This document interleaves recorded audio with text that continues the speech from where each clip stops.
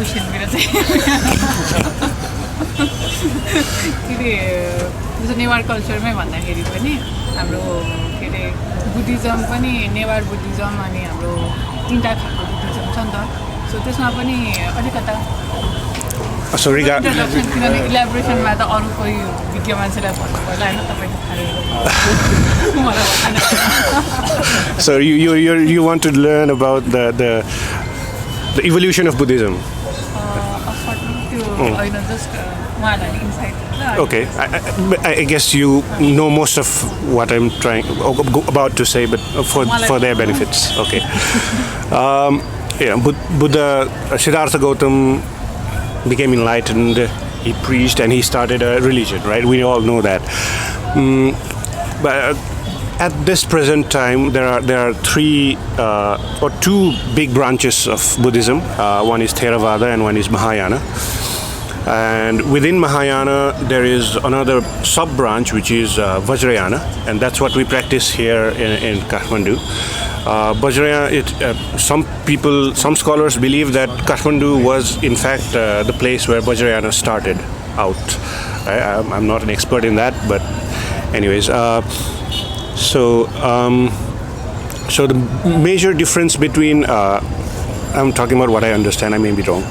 The major difference between Theravada and Mahayana is that in Theravada, if you practice Theravada, then it is all about self-control, about your journey towards nirvana, right? That's Theravada. You meditate, you do all the you follow all the paths that the Buddha had shown that leads to nirvana, right?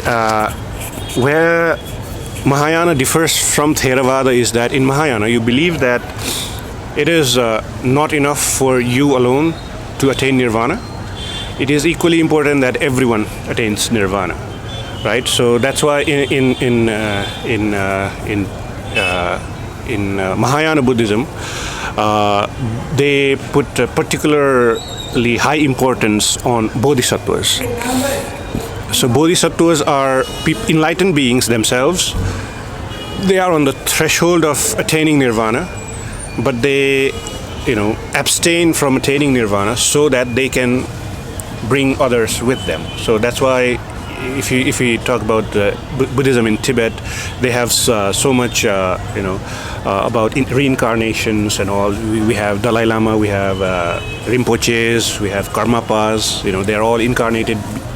So they are all incarnations of bodhisattvas who have taken it upon themselves to bring everyone along the path to nirvana, right? So that's what Mahayana Buddhism is.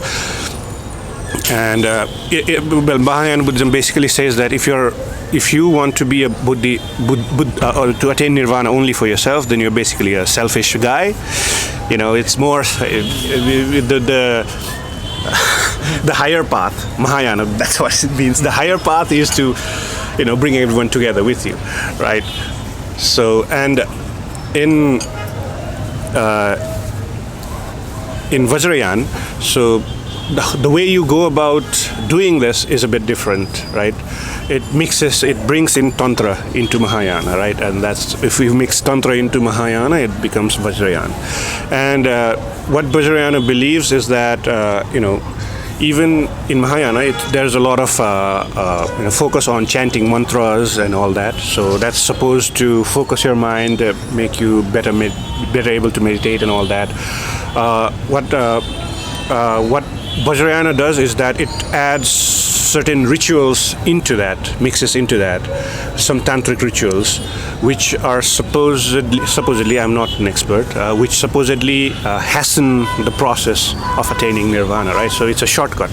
That's why it's called Vajrayana. Vajra literally means a thunder, right? A thunderbolt. So just like a flash of thunder, you attain nirvana. So that's the shortest path. So that's what Vajrayana is. And that is what mostly... Yeah, that's what we mostly... in the Kathmandu Valley. It's actually believed, some scholars do believe that it actually originated in Kathmandu Valley, the concept of Vajrayana.